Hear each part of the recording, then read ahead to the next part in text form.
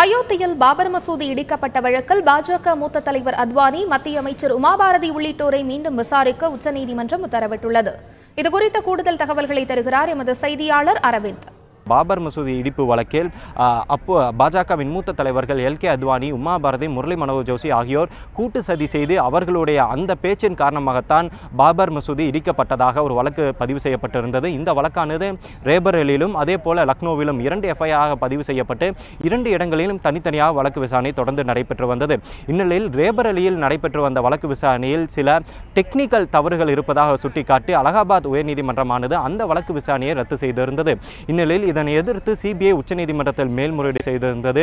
இந்த வழக்கை விசாரித்த உச்சநீதிமன்ற நீதிபதிகள் பினாக்கி சந்திரகோஸ் மற்றும் ரோஹின்டன் நரிமன் ஆகியோரது அமர்வு அந்த 20 நபர்கள், அதாவது பாஜக மூத்த தலைவர் எல்.கே. அத்வானி, முரளி மனோகர் ஜோஷி, உமா பாரதி உள்ளிட்ட 20 நபர்களுக்கு எதிரான அந்த கிரிமினல் கான்ஸ்பிரசி, அதாவது கூட்டு சதி பிரிவின் கீழ் கீழமை நீதிமன்றத்தில் விசாரணையை நடத்த உச்சநீதிமன்றம் மீண்டும் அனுமதி வழங்கியுள்ளது. இந்த விசாரணை, அதாவது ரேபரேலியில் நடைபெற்று வரும் வழக்கு விசாரணையை லக்னோ நீதிமன்றத்துடன் இணைத்து இரண்டையும் ஒன்றாக நடத்தவும் உச்சநீதிமன்றம் தன்னுடைய உத்தரவில் இன்று பிறப்பித்துள்ளது.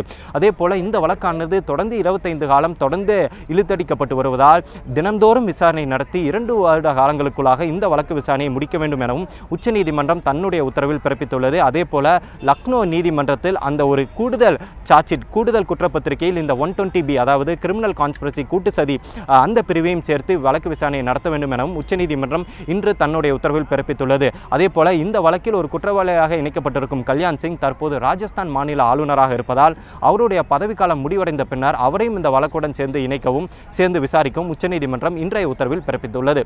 தந்தி செய்திகளுக்காக புதுடெல்லியிலிருந்து ஒளிப்பதிவாளர் பிரதீப் சவானுடன் அரவிந்த்.